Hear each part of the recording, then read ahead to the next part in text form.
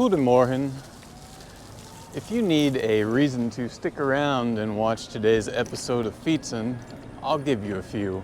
Ever since I started this, I've been getting questions of how do you film this, what's your setup, what do things look like, and today we're going to address that. And if that's not enough, we're also going to have our two questions submitted by video from people you might know. One being Bicycle Dutch out of 's He's going to submit a question, and John Zimmerman of the Active Towns podcast from Austin, Texas. So let's get riding, let's get going.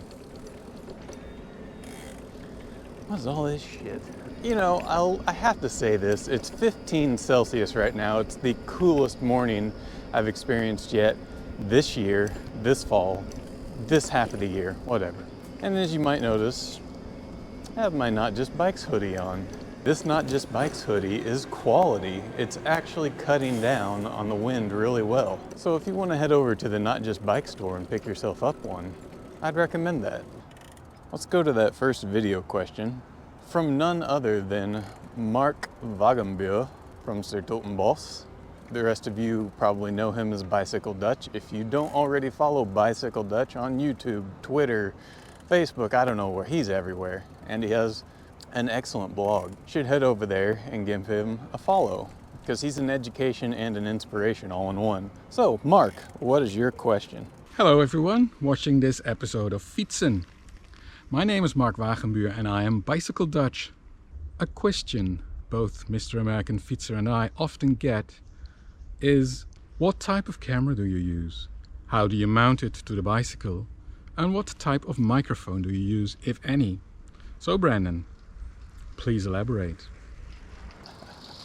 Mark, that's an excellent question. And that's what episode 3 of Fietsen was going to be all about, and we're going to get to all that. Let's head on over to video question number 2 from John Zimmerman of the Active Towns podcast, which also is another excellent person to be following in this space. He interviews everybody involved with bike advocacy and urbanism and infrastructure design from all over the world. His YouTube page is definitely worth a follow. Hey, let's just drive our car through here, you know? Totally. Cars can go everywhere. I always get distracted. John Zimmerman, give him a follow. Let's listen to his question. Hey, American Fietser, John here with Active Towns, checking in from Austin, Texas. Hey, congratulations on the continued success of the channel and of the release of the Fietsen episodes. I am absolutely digging them. Hey, a quick question here for you. I'm really liking the audio quality on your episodes. How are you achieving that? Hey, keep up the great work and look forward to the next episode. Ah, the audio quality. I did buy new equipment for that, and we're going to cover that as well. But John, are you actually riding your e-cargo bike? Because if you're not, I'm just going to have to delete your entire submission. And yes, I am on my turn GSD. You're on your turn GSD. Okay. Question accepted, John. All right, we've done enough circles. We've heard both questions from Bicycle Dutch and John Zimmerman from the Active Towns podcast. Let's go find a place to set up. Oh, you're probably wondering where I am. I'm at a place called, well, forgot what it's called.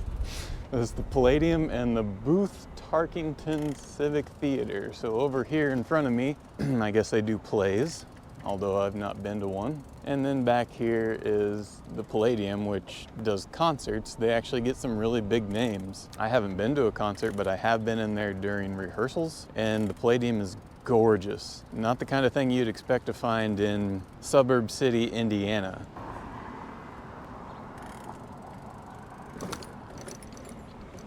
I think we're gonna set up here by this pool. And this place here is actually, all the buildings you see surrounding this pool is apartments. Yeah, let me navigate a bakfiets around this body of water and do the camera work at the same time. I mean, this is skill here, people. Isn't that nice? You can sit out here and have your coffee, do your morning Twitter scrolling. There's normally geese around here too, crapping all over the place. It's those Canadian geese. Damn Canadian geese. All right, camera back on me because we all know what's important. I'm joking. It's Some flags flying in the air. I don't know what half of them are. That's fine. You can see the Palladium back there, I think. I guess this is a war memorial or something. I don't know. Oh, look at that turn. Awesome. Kind of wish it was sunnier and you could see things better, but okay. We're here today to take a look at the bike and the equipment that I'm using. Really fancy camera work here. We're gonna have this this statue set up in the background, I guess. So you can see the bike. It's an Urban Aero family, starting from the back to the front. I do have the belt drive on here. I did get the rack, and I got this Connect seat post. And I have this nice big old Dutch saddle. Just the one battery. The turn ride pocket, which is super, super helpful. Keep my phone in here, other little knickknacks in there. As you can see, it's 8:46 in the morning. I have two bells. I have a tring tring and a ding dong. Sometimes I'm filming with one hand or the other, operating the bike with one or the other hands. And if I need to use a bell, I have one on each side. Now onto the setup. So, how am I filming this? I just have a basic tripod, as you see here. This thing was like $40 online, nothing special. The legs can be adjusted independently. And so I got a longer leg here and two shorter ones up on the bench, and it's very sturdy. And one feature that I made sure to do with this tripod, you can order them with these little hooks, so it helps you anchor them down so they don't move as much. So I have the hook on that tripod, and then I've weaved a bungee cord, specifically a turn bungee cord, down underneath and up here, so it's very tight and it holds us down and helps fight vibration. I do have this little cooler here, just got a water bottle and my external battery. This thing holds the power for like the equivalent of like 12 GoPro batteries. I don't like messing with GoPro batteries. So I'm just completely plugged into there and I can just go forever without getting battery anxiety. A really long power cord. So it's just a GoPro 8 with a media mod mounted here on the tripod. Focus. Oh, another feature of the tripod I needed was this, so that as I'm riding the bike, I can reach out and manipulate things. Then for the audio setup, we're running the Rode Wireless Go 2, but just with one transmitter, and I have it wired in to the back here, rather than letting it record internally on this.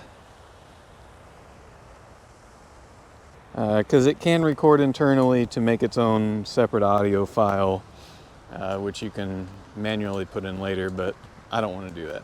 And the other thing with the media mod is that it has these clips here and another one up here, so that you can actually slip these things on and they'll stay. Power, audio.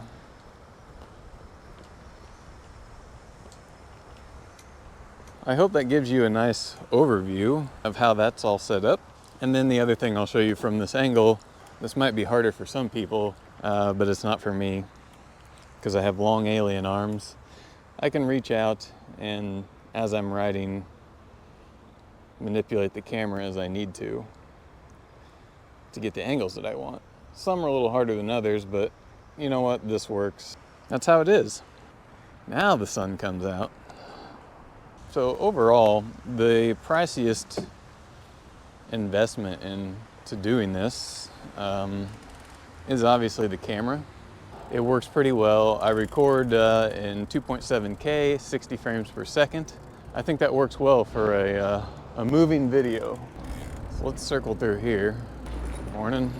Otherwise, outside of the camera, the Wireless Go 2 with one transmitter was $200. The tripod was $40, cable was $6. So it's not an expensive setup. And I had been thinking about doing this for quite a while, but I just never went through with it. I've been noticing that some of my motivation has been waning in the advocacy department and I wanted to find something to do, I don't know, that would inject a little bit of fun back into it. And after months and months and months of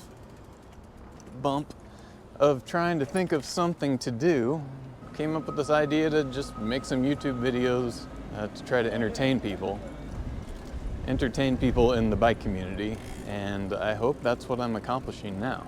Everything you see behind me is a revision going on, redevelopment of this area.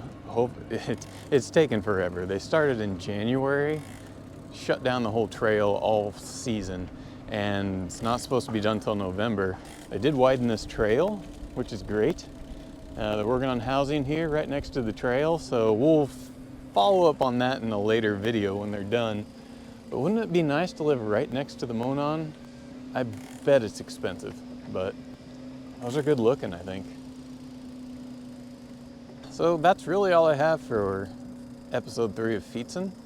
Like I said, today's video was more or less meant to be my setup, my bike, and how I'm doing this, and kind of my goals for it, which is, like I said, to bring you all some entertainment away from the teaching and the constant learning and the sometimes often negativity of advocacy, and just something for you to throw on your TV, sit back and enjoy, hopefully have a laugh or two, and if not, just be entertained.